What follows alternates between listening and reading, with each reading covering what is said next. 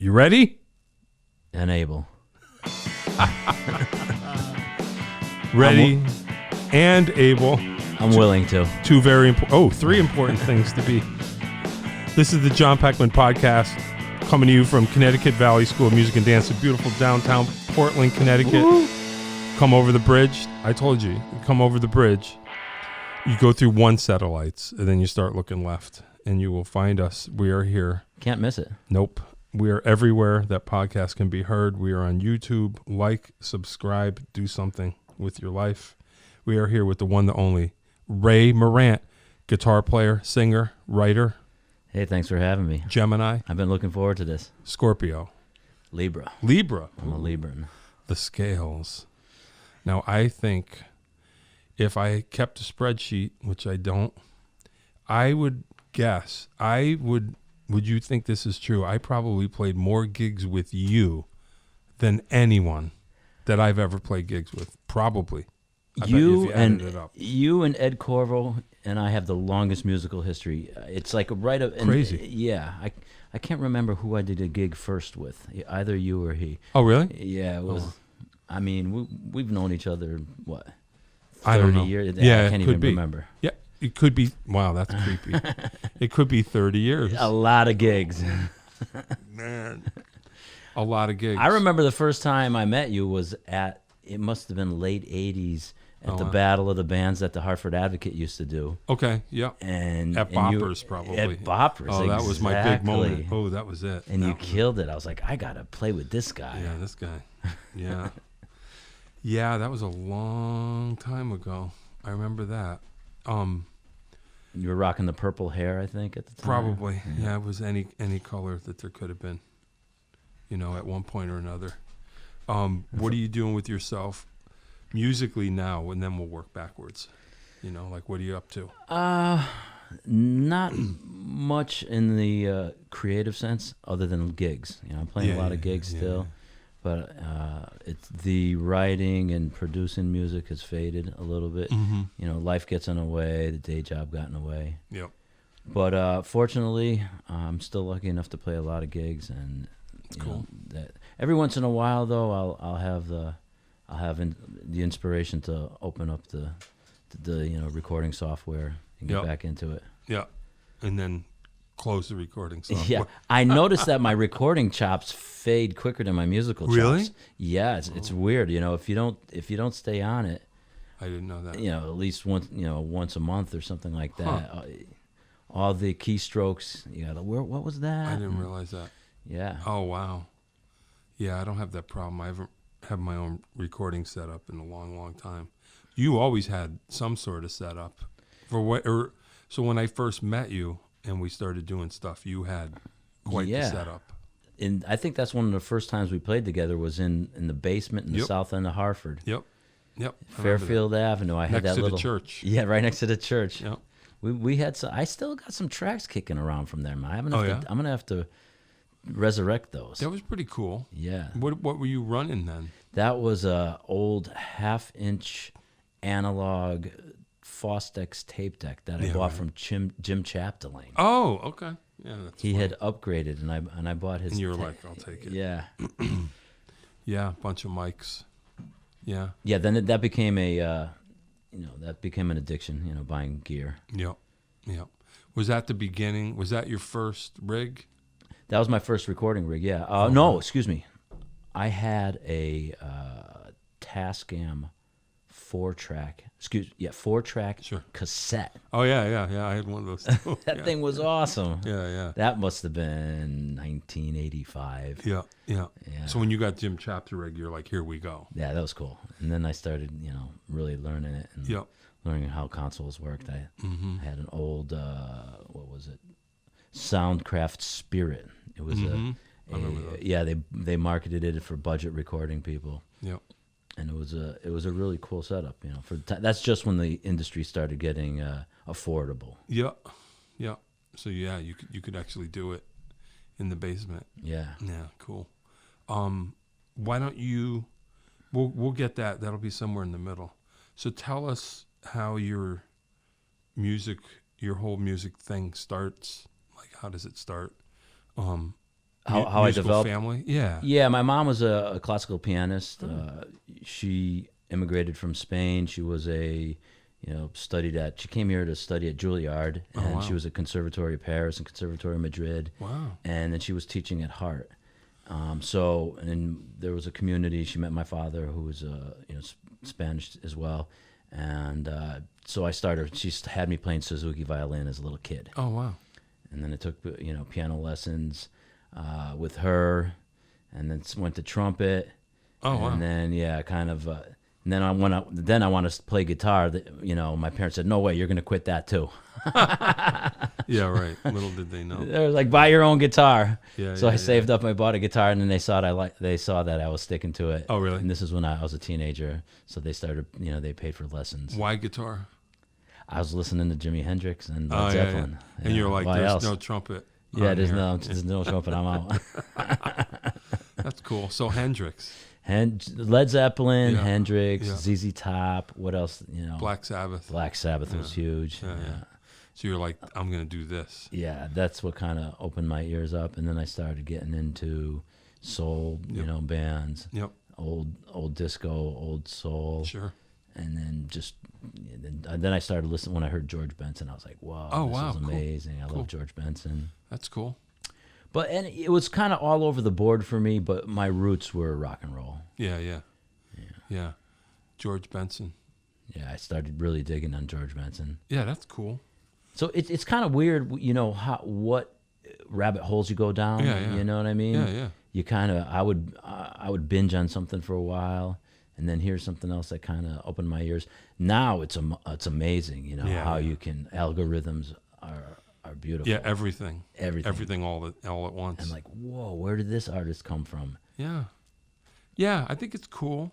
I mean, we live in the best of times, in that sense. Like anything you're into, just get into it. Nobody cares. Like you could just pretend. Like I listen to old things, I just pretend it's new. I don't care. I just get into it. Get into it. Pretend that nothing else exists. It's funny.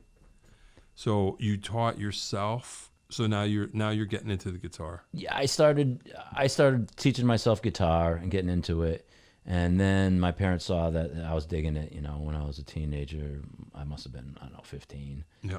I started getting into it, and they paid for lessons. I stuck with it. Had a band in high school. Where'd you take lessons? Jimmy Bell. No, but I was a fan. Yeah. Huge fan. Bell Attack. Bell Attack was before Joined Forces, I think. Yeah, I don't know. I was not. Yeah. Oh yeah, I used to go check out all those bands. Yeah. Fountainhead. Yeah, sure. Yeah. Fountainhead was kicking around. I used to go to Fountainhead. I had a fake ID. I was 16. Okay. Oh boy. Yeah, so I had a fake ID. I was going. I was able growing a beard.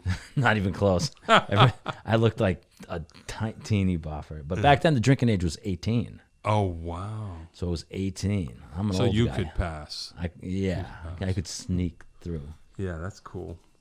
So you're seeing all those bands going, someday that's going to be me up there. And it was rock and roll back then. I mean, places were packed. Mm-hmm. I mean, big production, big sound systems in clubs right around the corner. It was awesome. Yeah. And then remember the Sting? Yep, sure. I remember the Sting for sure, yeah. Yeah, I wasn't, you must be a couple of years older than me. I didn't, the drinking age was always 21. Yeah. When I was whatever. I'm a couple of years older than almost everybody. Oh, well, no, that's not true. Some people are older.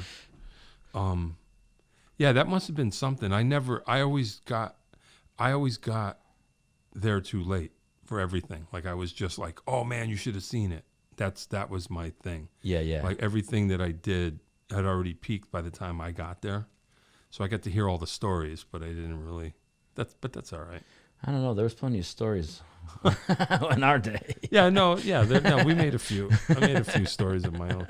But as far as that thing, like the drinking age being 18, and you could just, you could be a local rock star and play. That was never my experience. I got there. I was a fan at the time when that happened. I think I started getting into it. There was still a pretty robust scene in the late 80s and early 90s. Mm-hmm. It was still going pretty well. And I mean, Connecticut is very music rich, in my opinion. I speak to people that are musicians around the country, and they're like, man, Connecticut's got a lot of gigs. Yeah. If you want to, they're not great gigs, but they pay. It's interesting. You know? Yeah, right. Yeah. I've often thought that even if you're going to get out of Connecticut, at least in New England, we have access. Yeah. So you could develop as a player by like when I was in 8 to the Bar or whatever, regional bands, you could play 5 nights a week. Right. Because you Boston to here, to there, to there, to there, to there, instead of just only local. And there was a lot of great musicians in the Northeast. Yeah, I think that's everywhere. true. I think that's true. I mean, I don't know what it's like anywhere else, but I have ears. Yeah. And there's been world-class players here ever since I've been doing it. And I know that there's still music going on. It's just when I have a night off, I want to find something that's cool. Yeah. And it's just, where do I find it? Somebody should set up like just a live music website. Yeah. I know they used to exist, yeah. but. Well, I think when we were in our prime and beyond or whatever, it was like, you don't realize little things like the Advocate. Right. That held it together in a way. Right. You could open it up and find out what's going on a Tuesday night or Wednesday night. Like right now, if I wanted to go see live music, and I know there's live music somewhere. Art Street, I guess, right? How would I find it? Yeah. But I know, like I call, I did a gig last night. I talked to my musician friends. I was playing at so-and-so place. Yeah. It's like, shit, I wish I'd known. I'd come out and have dinner there. And Yeah, you never know. Yeah, well, yeah, we did, yeah. Uh-oh. Ding-a-ding-ding. What was that? That's a chime. Who knows? All right, who cares? But yeah, so there you are. We had a lot of history. We did a lot of gigs. Remember in Main Street right here in Middletown at La Boca we used to play. And what was that place called? Eli Cannon's. Eli too. Cannon's. Yeah. But there was another joint. What was that? We were fairly regular over there. Yeah, that was. Excuse me. Mama's or. Yeah, what was that called? Little City Cafe. Little City. Yeah. You remember Little that, City Dave? Cafe. Little Yeah. City, probably where the bank is. What's there now? No, it's where the Asian restaurant was. Forbidden City. Forbidden City, Yeah. Okay, but down near where La Boca is now, north end. Yeah, South same end, area. so- yeah. They were like same area. Yep. Yeah, we did a lot of gigs over there, Little City. And then we did plenty of gigs in Hartford, Boppers, even Boppers. Sully's. Yep. That place was legendary. Yeah. Art Street, Our street, sure. all that stuff. Wow, we're already sounding old. Yeah. Already, we're only 12 minutes in. We're already like, And there's still oh. gigs out there, Yeah. I'm still doing two gigs a week usually. Yeah, that's pretty cool. Now my daughter's booking most of the gigs, so Yeah, that's kind of wild. yeah. So talk about that. Yeah, she's Like, a singer and she's a full-time musician. And she's a bit into DJing now. She followed your footsteps. Oh, boy. And she loves doing mixes and house music. Yeah. But yeah, I'm playing 2 gigs with her this week. Wow, Yeah. that's wild. You never imagined that would happen. I know. I know. It's like another thing. Like, okay, do this now. So there you are, checking out bands. So what was your first band that got you in the scene? Or even just first band? First band that I had a band in high school called Broken Pieces. Okay. And then there was the first band that kind of was cool that everybody was into it like a gang was the Monster Band. Oh, yeah. Yeah. And Okay. we were really into it. We were all gung-ho, traveling all over the place for no money and having fun. Yeah. Packing into a van with BO and beer. Sure. So who all? That was The original Monster Band. Rob Magrino was in Sure. it. Drew Saxophone, Blacken. Drew. Jeff Brown was playing drums. Sure. Yep. And that was pretty much the core. Wow. Yeah. And then, 4-piece. Then there was some, Marty Carangelo was the keyboard player. He was the core too. Okay. Yeah. He came into it, So once you guys figured that out, you're like, this is it. Yeah, we're having a doing it. blast. Yeah. We did a lot of original music. Everybody was into it. And just had, and there was a good scene. That's where I met, a lot of musicians, through the Hartford scene. Yep. Ed Corvo, I met him at like a mini music festival. Oh, okay. That was locally, that was here too. It was a 6-star music festival. That must have been, Wow. 1990 or 91. Yeah, God only knows. I met him in Clary there. Oh, wow. Yeah. That's funny. So all of a sudden, Middletown. So where did you grow up? I grew up in New Britain. Okay. And I lived in Hartford, for a lot of years, but Okay. I grew up in New Britain. So Middletown, that's like Cleary and Corvalville. Yeah. down Corvalville here. and Clary, exactly. Down here, yeah. But I met them at the Six Star Music Festival, and the bass player was late, and I said, hey, bass player from Clary's band, can you cover for us? He's like, well, I don't know the stuff. I was like, well, we'll have to. We don't either. we don't either. Yeah.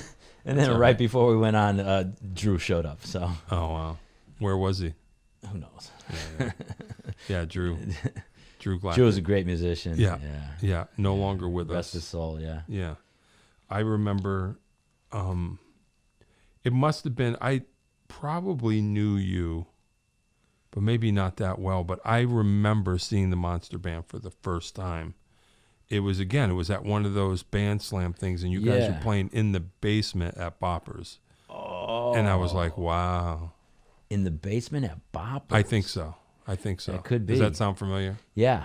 Either there or there was, we did play in the basement at Boppers, actually. Yeah. And we also played in the basement one year at the Muni. The Muni downtown had a basement performance area. Yeah. Remember that place? Yeah. That place was great. Yeah, the Muni. Yeah, I'm pretty sure, but who knows? It could have been the Muni that I saw you guys down there. Yeah, and there's Drew with his orange bass. Yeah, or whatever. He was a character. Yeah, real character. And he was tied in with Jim Chapdelaine and that scene. And Jim was an expert recording engineer, and they had a great band too, Mr. Wright. Yep. So it was a scene. And I used to come out and check out you guys play. When. Yep. Swinging away. Yeah. That was a blast. Got that right. Yeah, that's cool. So there's a little bit of a scene. So and you remember that funk gig you were doing with you put together at what was the place on Franklin Avenue or Maple Avenue in Hartford? Chris Peters' place, but before Chris owned it. South City. Yeah. South City. So that was the Tongue and Groove. That's right. Era. Tongue and Groove era. Yeah, and then. And I think you had like a house gig going on there, or once in a while you'd play. Well, I ended up in Tongue and Groove for a hot minute. Yeah. Until I joined and ruined the vibe, and they did the old break the band up but reform without you scenario. Ruined the vibe. Which is, well, no, I mean, I ruined a lot of vibes, but. Meaning that you wanted to make it sound really good? No, I just think I just wasn't part of their clique, but as a player, I was in the clique, but somehow I didn't. But so anyway, so I used to go see Tongue and Groove every Thursday at South City. Oh yeah, and I loved them. They were great. Tommy Stoner. Yeah, one of the greatest. He's out in Montana now. Yeah. Would grow me. Yeah, exactly. So I was like, I got to get involved in this, and somehow I ended up in the drum gig, and then. So I quit 8 to the Bar to do that. And then the band fell apart once I joined. And then they reformed. They created Deep Banana Blackout. Oh, that's right. That's right, so right. I just kind of like, and they went off. So you were basically responsible for the formation of Deep Banana Blackout, in my opinion. Yeah, maybe. I don't know if that's exactly, but that's as I remember it. And then Cynthia and 8 to the Bar in an effort to placate me because I wanted to play more funk. Yeah, and that's why right. I quit. She said, "Well, we'll do a funk side gig." That's what it was. To keep him happy. And so, for a hot minute, we kind of took over the South City thing with our little, and it didn't really work out. Then I just ended up back in 8 to the Bar. But she did kind of skew it a little more. So it ended up being a compromise. They're still playing, aren't they? Yeah. Wow, that's amazing. Yeah, no, it is amazing. I tried to get Cynthia here, but she not yet.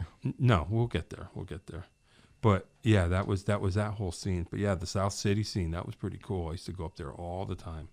That's right. Yeah. Whenever I wasn't working, I was up there. And then Chris Peters opened up Sweet Jane's. Yep. The music was playing there. Yep. Of course, he managed Sully's. Sully's was one of the landmarks. Yep. For dive bar music. Yep. Yeah, I still have a real penchant for playing Roadhouse dive bars. Yeah. They just sound better to me. Yeah. I know what you mean. I know It's what you more mean. intimate. Yeah.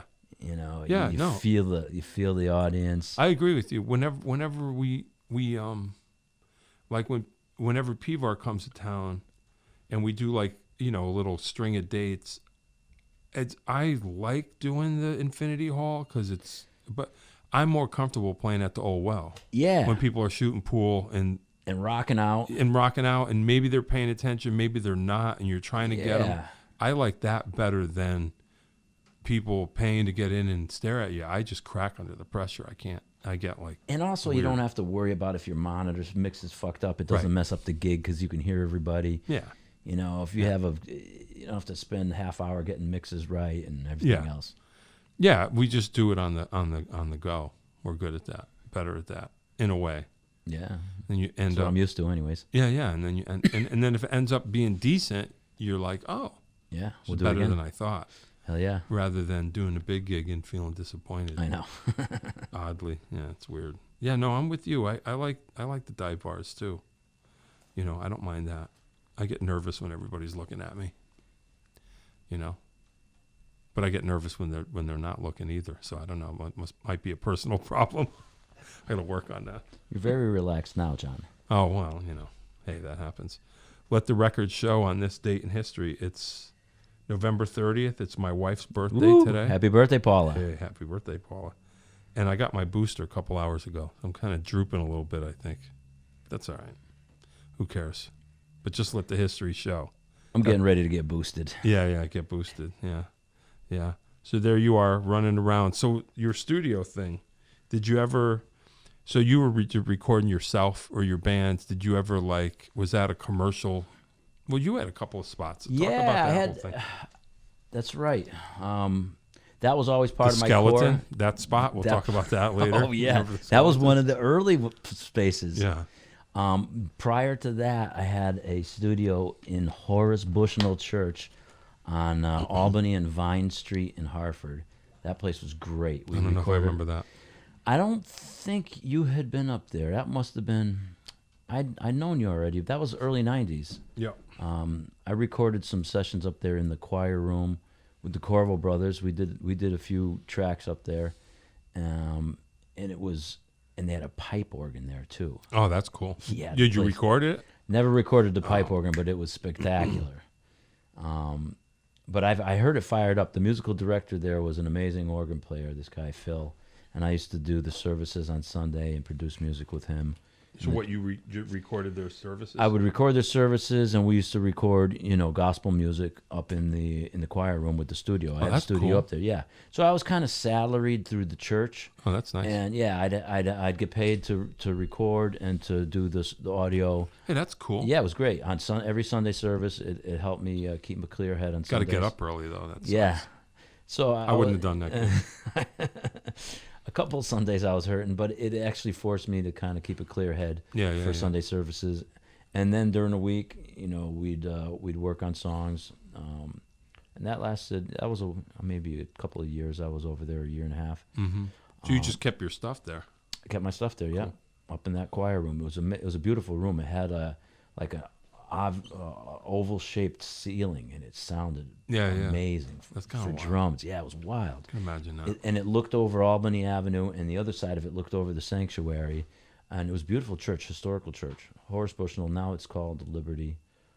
And then they'd do these revivals, and they'd bring in amazing choirs from when they do a revival, all choirs from around the state and Massachusetts would come, and so churches would, and some of the churches from New Haven and Bridgeport. I mean, so you're hearing it all. You're hearing it all. Hearing it all. And I mean, when you got like 50 people jammed up onto the pulpit area singing, your hair just stands up. When you have 50 human beings singing simultaneously, it's like, whoa. Yeah. You start believing. You vibrate. You start believing it's right. Like maybe there's something to this. And it takes a lot for me to believe, and I was a believer. Wow, that's cool. Yeah, man. That's exciting. That was a really, all of my life was a lot of learning musical experiences. That was a beautiful one too. And that's got to be a good challenge too, because you're miking up the instruments and the choir, and you learned a lot. Probably just making that happen. Yeah, and then playing music too with the musical director when we were recording and performing and producing. It was really cool. That is cool. I didn't know that. Wow. That's where I first met. You know Dexter Petaway, the drummer. I know. I met him. I don't know him that well. So he's an organ player too. Oh wow! And he was the drummer and the brother-in-law of the. He was like 13 at the time. Yeah. And he's a real good organ player too. And then throughout my life, I've been blessed to meet a lot of tremendous musicians. Yeah. Wow. And then after that, I think. Yeah, after that, I had my studio in the basement where I met you. Okay. At your house? At my house. Yep. Correct. Yep. I remember that.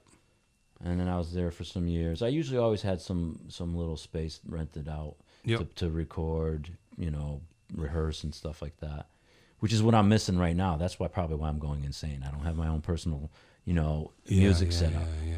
It's been a couple of years. Well, figure it out, I guess. Yeah. I guess. Yeah. Good idea. Yeah. Were you recording other people? Yeah, I would record. Other bands would come in, and then my own bands, and it was also rehearsal space, for hanging out and rehearsing tunes for gigs. Yep. They always overlapped, and then I had that place in New Britain, the Skeletons. That place where Matt Franklin was renting out with me for a while. Oh, that's right. Yeah. All right. So what was the name of their band again? The Flames? The Flames, right. The Crivolone. Yeah. Flames. So where how do we explain? This was before the Monster Lab, but this was in the Amodio building, which was old. They were like a moving and storage company. Okay. Remember Amodio Movers in New Britain?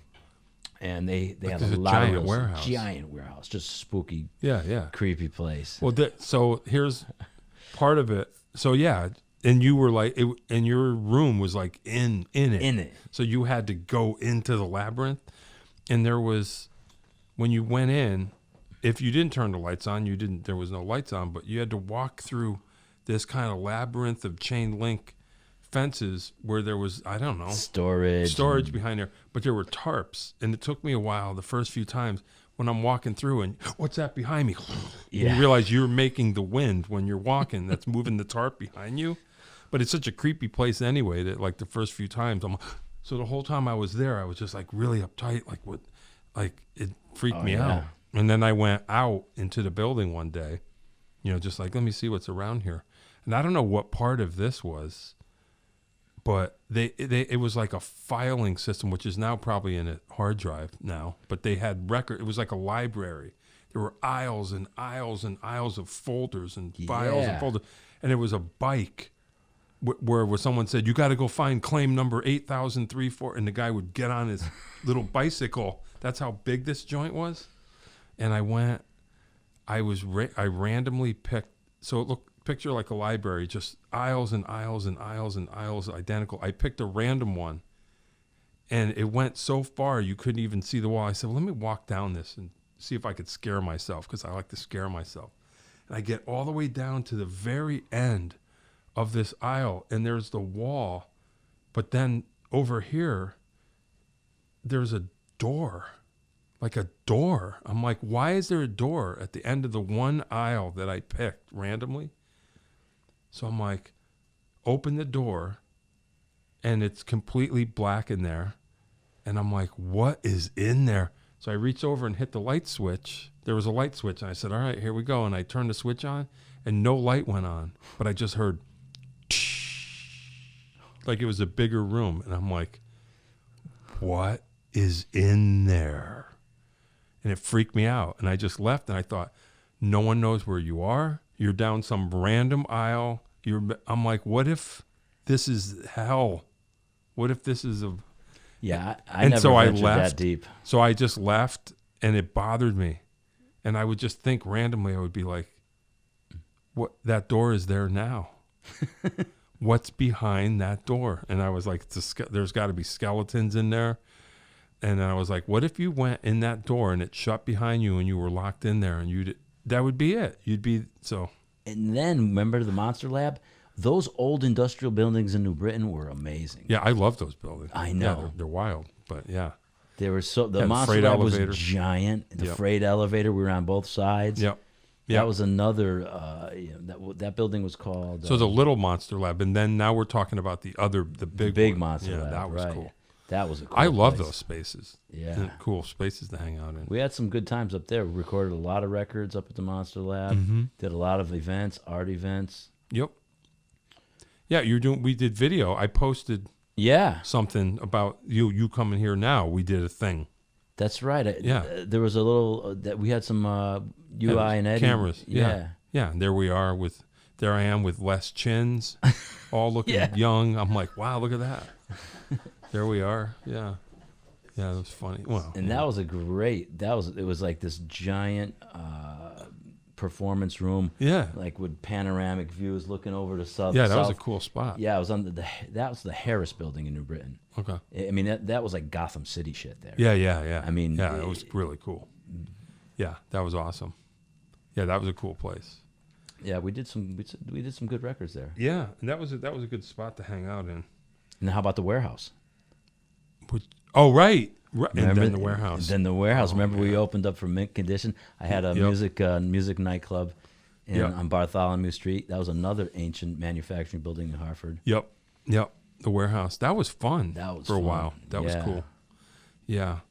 Tried to open a club. You remember the see, I got all these creepy stories. So yeah. So the warehouse was 1999. Okay. So that was another. Wait, excuse me, 2009. And what was it? That was 2009. Before it, in case anyone's curious. The Spaghetti Warehouse was a restaurant.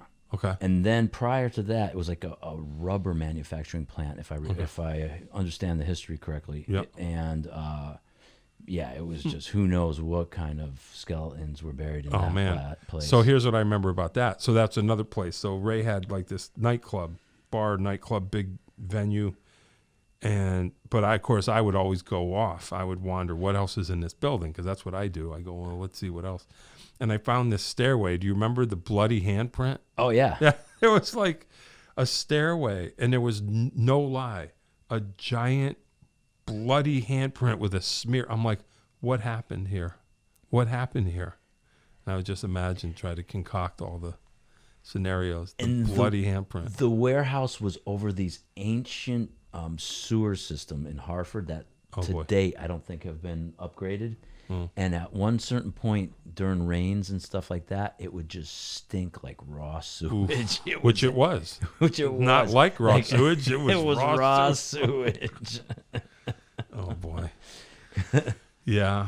So that was a thing for a while. Yeah, that was a good vibe. We did. Who else did we open for there? Yeah, you brought in some people. We opened for Mint Condition. Yep. That was a good one. Soul Live. Soul Live, yeah. You brought Soul Live in. That's right. The drummer had that was funny because I used to like Soul Live. Dave liked Soul Live. I think you were the one that turned me on to Soul Live. So I'm like, oh man, I love this drummer. And Ray booked him. I was like, oh, I'm going to see him. And the drummer broke his hand. Do you remember that? Oh, that's Did the whole gig with one hand. I was like, damn. I was excited. I'm like, oh, I'm finally going to see this guy play. And the whole time he's that's right. Was he one of the brothers? Because there's two brothers in the band. I don't remember. I think the keyboard player is I think it's the keyboard player and the drummer, actually, yeah. Yeah, but I just remember he had a broken hand, so he was either not using it or when he was, it was just like, ow, every, yeah. That's right. I was like, whoops. I forgot about that. Yeah. Who else did you bring in there? You must remember. Yeah, the main ones were that I remember, Mint Condition, Soul Live. Yep. And then, we gave it a shot with some other bunch of local bands. It was just off the beaten path. Sure.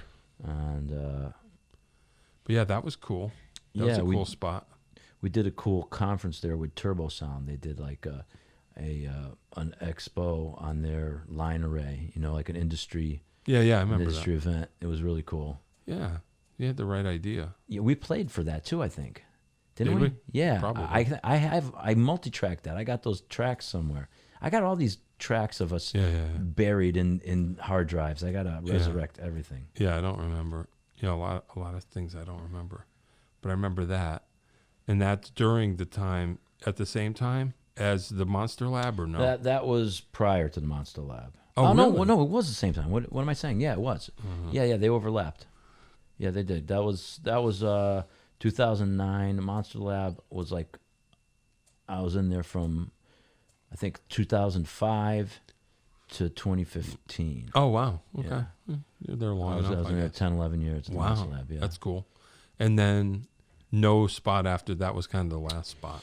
Yeah, after that, You well, just decided. they basically, the place was bought, you know, right. by an investment. Right, now they by want the New real York, rent. by the Mets, believe it or not. No, and it was just like a tax write-off. They kind of started evicting all the tenants. So it's still sitting there vacant, pretty much, Yeah, the it's whole so building. stupid, It's so man. stupid. It's a great historical building. Yeah, They could do something with it, you know, Yeah. loft apartments. So they just or- gave everybody notice that you Yeah, gotta go. well, yeah, they let us stay in there for a while, and after, you know, a couple of our events, they used it as an excuse to boot us out. And, What a drag. yeah, we used to throw these parties up there. Yep. I remember. They were good. Yeah. Yeah. Yeah, that's cool. And then so no more spots after that. That was it. No, was the it. spot was my bedroom. Just Yeah, like yeah, I had my own little setup, and that was around 2015, I think, Yep. or maybe a little bit later. Yeah, maybe the time's come. Yeah, it was right. Gotta get another spot. Yeah, time's here to get another, at least a spot that I can just throw all my junk in. Maybe this is turn up my amps loud. Is a skeleton spot still? What's going on over there? That's in the cards. I should The check it skeleton out. spot. Yeah. And then I don't know when. What else? So just gigs and gigs and gigs. Gigs and gigs and gigs and gigs, right? Yeah. Yeah, I would do a lot of them. Yeah. Ray would always come up with something. Yeah, gigs there. We used to do some pretty cool gigs too over there in your neighborhood at what was Melissa's place called? Oh, Jake's. Jake's, yeah, right? Yeah, sure. Yeah, Yeah. we That had was a some fun spot there. for a while. Yeah. Yeah. Yeah. Are they still in existence? It's a different. He owns the building. It's a different restaurant now. Oh, right. So No more karaoke there. No more was- karaoke. that was That's fine. I that don't was care. a I'm still in town. Yeah, that was fun. That was a whole That other, was a whole nother a level. whole other chapter of whatever. But yeah, always doing gigs with Ray wherever. Usually the off night things. You would score like we're gonna remember what night was the Russian lady? That was rough. Those were rough. Yeah, What that was night? like a Tuesday Yeah, night. like a Tuesday, every Tuesday Every Tuesday we played the Russian Lady to nobody. to nobody. Every once in a while you get drifters in, and you know Drifters. we were basically like a private band for Jerry. He just loved it. Yeah. He didn't care. Yeah. He just liked all the different vibes because some random people would come in, and sometimes nobody would come in. Yeah. Other times there'd be an event. But one of the best runs we had, remember when we played at Sully's every Thursday for like a year or 2 years? And sometimes John Corvo was the drummer and I was percussionist, That which was was great. cool too. That was I remember doing a lot of gigs where sometimes you guys would do double drums. Oh yeah, Those were my favorite. Yeah, he's one of my favorite drummers. And you guys would just blend together like. Yeah. Well, when I played percussion with him, it was just a good excuse to hear him play, and I would just get out of the way and play as little as possible and just check it out. I was like, "This is cool." But you guys were both so musical that there was never any clusterfuck. No, There was no clusterfuckery never. ever. Never. No, I mean he's one of the greatest, so that's how that works. Yeah, you just let him do his thing. We got to pull that back. By the together. way, I'm getting the making band notes back for together, every time man. you swore, so we could post. Oh, sorry. That's okay. No, you're up to 3. That's I am? all right. Yeah, don't worry about it. It's all right. We don't know. At some point, we're just going to tip over and be adult. But I'm trying to keep. I forgot to mention. Oh, I'm yeah, trying to keep. okay. It doesn't matter. But that's what I'm doing. I'm like. I started getting relaxed. That's all right. We might let it happen. It doesn't matter. We're good as long as we keep it to it. Anyway. But yeah, that was fun. The Sully's gigs, that was the scene for a while. How many Jon Peckman podcasts are there now? Is this 40? 40. This is 40. Really? Yeah, and we haven't missed 1 week. You're kidding me. No, we never skipped a week. I skipped 1 week. I was sick. We're talking about before. I wasn't here for 1 week. Wow. However long 40 is. I thought you were going to tell me it's like, it's been like 15, like a long season. No. That's impressive. So we're 40 in, and I'm not even close. So the next step is, for anybody who's paying attention, is we are here in the studio. Like Ray is actually here in this room. When we get our remote thing together, I'm just going to have anybody ever. Then it doesn't matter. Then the list gets bigger. Like I still have a big list of people I can drag into this room, but then when we get remote, we go beyond that. I'm just going to ask anybody, and all they're going to do is say no. Yeah. I don't care at that point. I'm hoping we'll raise our visibility a little bit, so that if I start cold calling Cheap Trick or whatever, maybe who knows? Maybe you never know. You never know. And the worst thing that's going to happen is they'll say no. Exactly. What do I care? We'll be here anyway. I'll get somebody. So that's the plan. Half of those guys are probably bored out of their heads. They might be. 3/4 of the year anyways. Yeah, you never know. We have nothing to lose. We got to get like some of the old crew down here though, and do like 4 people at once. Yeah, we could. We could do that. We're ready to do that. That would be tremendous. We got it. Yeah. So I keep saying this. I got a couple of things we want to do. Yeah, we got to get into that. Get a round table. I'm going to do drum only. I'm going to get a drum set up here and have drum guests on, and we're going to play. There's a blue screen, green screen, purple screen, whatever. Green screen back there. Yeah. So, we're hopefully, that's great. Hopefully we're going to if I can get my act together, this is going to. I still have it in mind to do another music club before I die. Well, don't die. Don't ever die. You'll have all the time in the world. I'm in no rush. Yeah, I know. I'm in no rush. Totally. So playing gigs with your sister. My daughter. Oh, I'm sorry. Was I thinking your sister, your daughter? My sister, I don't think those gigs would come out as good. Your sister's not musical? She dances. Are you I have guys? 2 sisters. They are you they the dance. only musician in the I'm family? the only musician. Wow. Yeah. I know because I've heard your brother try to sing. So. He whistles really well. Though. Oh, well, he should have whistled. That's about it. Yeah, he should. That's funny. That's cool. Yeah.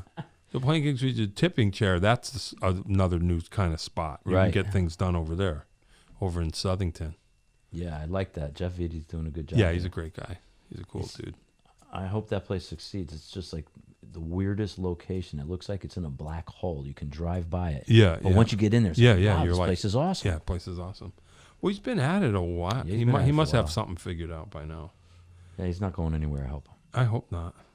But yeah, there's that. Playing gigs with your daughter. You're still doing the day gig. Can I plug you? Can I just please, be honest? I mean, it's other things. So tell us what you do. I am what they call an MLO, mortgage loan originator. Okay.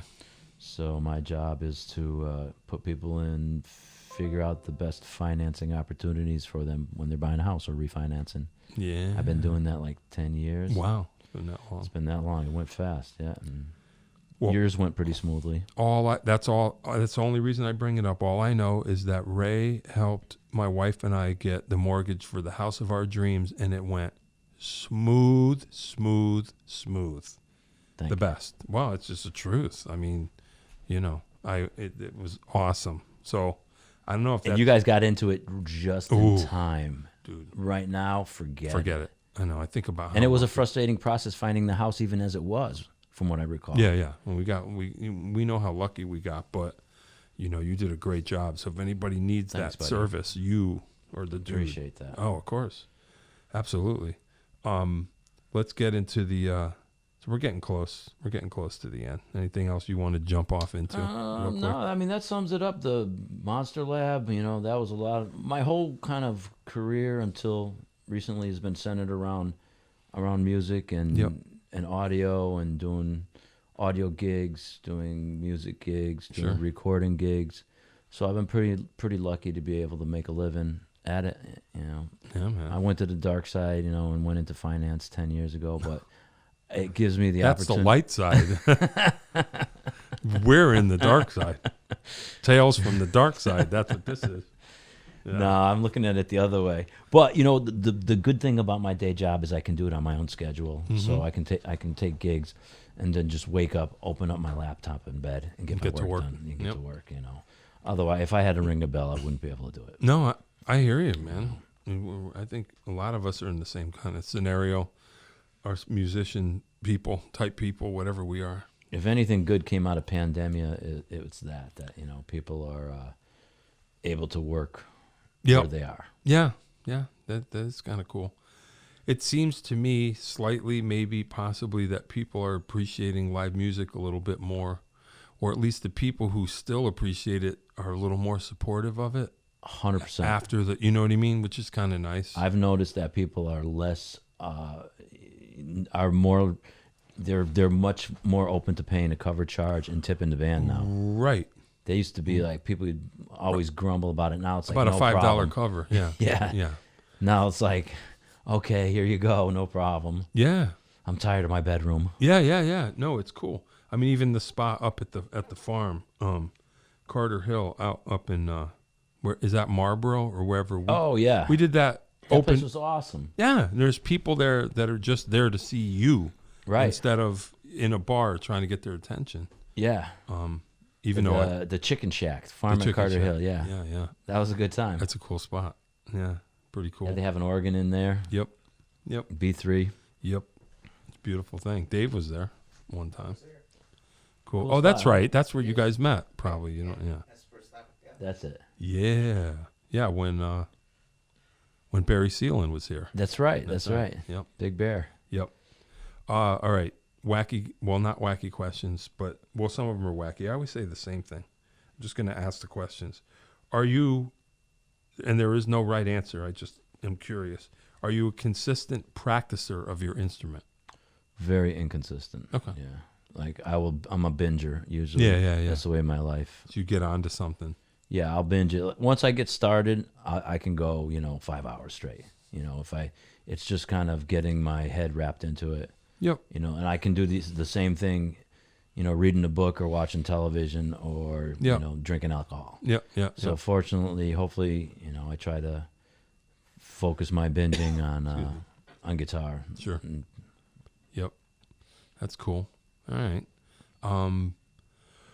Desert Island albums. A few. One or a few? Probably a few. Yeah. That will define you. Yeah, Jeff Beck, Blow by Blow. Nice. Produced by George Martin. Love that Right? record. One of my favorite records Sure. ever. Sure. Led Zeppelin, No Quarter. Excuse me, Houses of the Holy. Yep. That's funny. Yeah, I like that one too. Yeah. That's probably one of my favorite Zeppelin albums. Yeah. What else might be in there? George Benson, Breezin'. Oh, nice. I don't know that Great whole album. record. That's cool. Great record. He's from Pittsburgh, George Benson. Really? Yep. I did not know that. Mm-hmm. What else might Not be that up doesn't there? matter, but Miseducational Lauryn Hill. okay. I'd say those are some of the That more, covers it. There's Some ground. then Black Sabbath. I would say Sabotage. Yeah. Either Sabotage or Masters of Reality. Oh wow. One of those two. Far out. And then the whole Sabbath collection I would listen to. Sure.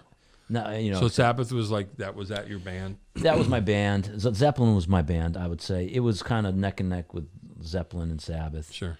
And then I used to listen to a lot of blues stuff too, Johnny Winter, Mm-hmm. and I used to love B.B. King too, and listen to, and then some of the old cool boogaloo jazz stuff like Jimmy Smith and that stuff left an impression on me. And I grew up listening to Spanish composers and classical Manuel de Falla, Oh wow. Albeniz. And then French composers, Chopin. My mom was playing this all the time, Wow. teaching students. Yeah, so yeah, I yeah. heard her concerts. I heard her preparing for concerts all the time. My basement, my bedroom was in the basement under her for a period of time, and So it filtered through. It filtered through. Yeah, I yeah, listened to yeah. her practice while I was. That's cool. Yeah, It's kind of cool. So you got the best musical, the best stuff. I think that's where I kind of got To my some sense degree. of melody was from just being around that genre of classical music. Yeah. That's cool. That's awesome that you Yeah. get to experience that young when you don't Yeah, know I any kind better. of I didn't know any better. Yeah, I just was around it all the time. Heard That's it, cool. heard my mom practice, and she'd have Is she still alive? she is. Oh yeah, she she's is. very. Does she play? She's Alzheimer-ish. Oh, okay. She's but she can still play. Oh wow, she was Yeah. getting down at. Now that I remember, we She was played at the Barry dancing there. Sealing gig. She was Yes, getting right. down. She was getting it. I remember that. It's amazing Wow. how quickly, she faded with Alzheimer's, but she can still play piano. It's the weirdest thing. Wow. How the mind works. Yeah, It's you never know. The long-term memory gets Crazy. in there. Wow. Yeah, I mean, I can't remember yesterday. Yeah, no, I don't. Yeah, I don't even know was what you're like, talking about right now. I barely know. Yeah. Where am I? Yeah, yeah. Oh, yeah, you're at the Jon Peckman podcast, man. That's the place to be, Yeah, baby. yeah, yeah, That's the yeah. place to Oh, be. you're gonna leave here with a mug and everything, man. I told you. Awesome. Oh yeah. All right. So Desert Island albums. That's cool. What about what cuisine of food could you eat only? Like if you had to choose one. Well, that's hard to say because I love to cook. Oh really? Yeah, I cook a lot. Oh, that's cool. And I mean, my base is like olive oil and Sure. garlic. Yeah, So yeah. anything. Anything. I could, as long as I got olive oil and garlic, I can eat that freaking Yeah, piece of foam yeah, over yeah. there. It'll be fine. Yeah, that's cool. I'll saute that in olive oil and garlic. It'd be good. I don't really have a problem. That was I don't my have a family problem with business. My father and my grandfather imported Spanish olive oil. that. Oh wow. Okay. So, that's the yeah, thing. I grew up, delivering olive oil to restaurants and to people's homes. Yep. Yeah. And I was in and out of a lot of Italian and Portuguese, Mediterranean homes. So yeah, that's where the cuisine basically. That's is cool. rooted. But if it was, let's say, a particular recipe, Yeah. I would say, a simple food. I'd have to go with, I love pizza. Yeah. Sure. Can't, Yeah. How can you? Yeah. how can you? For I know. me, some people get sick of pizza. I'll eat cold pizza, Yeah. Yeah. Me too. hot Yeah, pizza. Yeah. I don't care. Yeah. Medium pizza. medium pizza, Tepid Yeah. pizza. It doesn't matter. Yeah. It's got to be really bad pizza for me not to eat it. Yeah. Yeah. Oh, I hear you. I'll even do Domino's. I don't mind Domino's every once in a while. Yeah. Yeah. I can do Domino's in a pinch. Yeah. I hear you. I hear you. But all right. So your favorite pizza place? There's a weird question. I never asked that one yet. Do you have a favorite, or you don't care? Yeah, I gotta say, the one of the best pies that I've had lately is the maple tree in Simsbury. Believe it or not. Really? I've never It had was it. really Are you good serious? pie. How'd they do that? I had no idea. You wouldn't expect it. Wow. But man, it comes out with perfect crust Wow. and good ingredients. That's crazy. I I wouldn't know that. Yeah, it was delicious. The last time I think I gigged there, I Yeah. Yeah. had some pie and it was delicious. I'll have to remember that. I wouldn't have thought. That's funny. I had I had Dean Falcone here. I don't think you would know Dean, but great musician. He had a hand in making there's a film about New Haven pizza because I from heard my neck about of the that. because I'm Wallingford, but I'm New Haven County, so Yeah. and yeah, we're all about Peppy, Sally's, or Modern. Like that's our thing. From my area, you got to pick one. Yeah. Or Now, wasn't there a Pepe's or a Modern right on Route 5 there in Wallingford? Or Worcester Street? Was it Worcester Street pizza Yeah. you guys had? oh yeah, right in Wallingford. Yeah. I don't think that. Yeah, they're trying. Sorry, they're trying to associate themselves with. They're trying to be part of the club. Yeah, Worcester Street in New Haven is like you go. Well, at least from Wallingford, you go there a couple times a year, and you wait in line and you do the whole thing, and it's a whole experience. Okay. But anyway, So we're lucky in New England now We are. to have great musicians and great pizza. it's true. It It's kind of true. is true. Yeah. Everything else sucks, but I know. no, it doesn't. People matter. are No, grumpy that's as not- shit. That's not true. That's wait, So all I right, got a hold on. story What's- for you. Oops. No, go ahead. No, make it quick. Go ahead. Go ahead. These guys, Story. I did a 53 minutes. The S word. Got it. I did a producer record for these guys from New Jersey. Sure. They were a Latin band. They won some contest, and they would drive up. It was like maybe an hour and a half drive from where they're coming, and to the studio in New Britain. And these guys were hardened Jersey guys. Sure. And they came up, and they were after like 3 times being in New Britain. They're like, people are not too friendly around here, are they? Yeah, I know. Connecticut's kind And I of. was like, yeah, I don't know. Yeah, we're not. We're yeah. not New Britain, Central Connecticut. We're not known for charm, I guess. No. Yeah, I guess not. And mind you, these are inner city Jersey dudes. Yeah, I know. Imagine think that. Yeah, they're like, came to Connecticut, and they're like, what's with these people? What's with these people? Yeah, I know. They got great pizza, great musicians. What's their problem? What's their problem, man? Good universities. Yeah. Oh, well. I guess everybody's got something to complain about. Yeah, exactly. All right. Well, you know what? We could get We could get out of here. Do you have anything you want to add? No, man. It's just I've been looking forward to this. You're doing a great thing here. Oh, thanks. I appreciate it. And I'm impressed that it's been 40 episodes already. Yeah, it's pretty cool. That's like 3 seasons. Yeah, I know. And I feel like, my list at home is still long. I have plenty of people I still want to get in here before I even double back. Yeah. We're in the top 10% of Spotify. We're in the top 10% of Spotify. All right. Yeah. I'm sorry that you even told me that, because I don't want to know. I never want to know what the numbers are, because I don't want it to affect this process that I have going here, But anyway, all right. You know what? We could get out of here. Here's my brother. Here's your mug. Everybody gets a mug. I was looking at this. Yeah. This is a handsome mug, by the way. Well, Dave, the boss, he's in charge of the merch. All right. Yeah, Dave does all the merch. Nice work, guys. Oh, hey. You know what I mean? All right. I'm proud to be here. Hey. Hey. I'm glad you came. You were always on the list. It's like, I don't know who's aware that I'm even doing this show.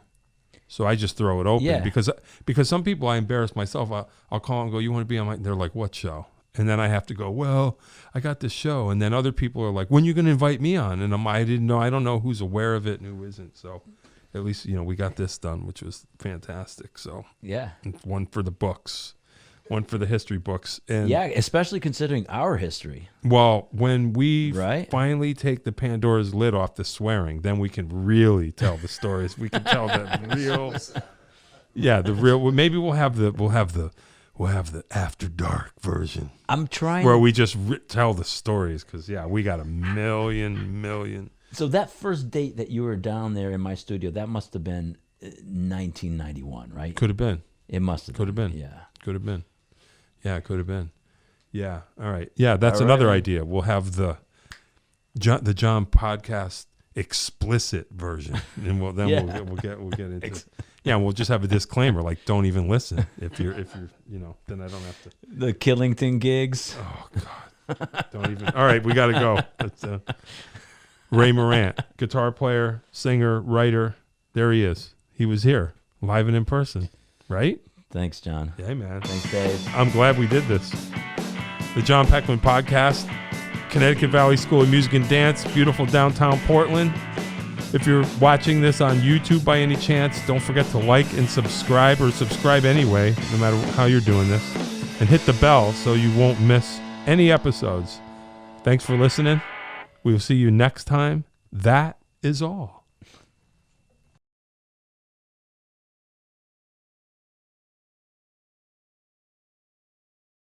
If you'd like to start your own podcast, give us a call at Connecticut Valley School of Music and Dance. Our professionally designed podcast space is here for all your recording needs. Rent out our studio to do interviews with up to 4 people, to record audiobooks, social media content, and all other recorded material. Our rentals include a private studio along with our professional-grade podcasting equipment, and we can customize your output to whatever your needs are. We also have green screen capabilities, which will expand to video capability if you so wish. So check us out here at convalley.net/podcast.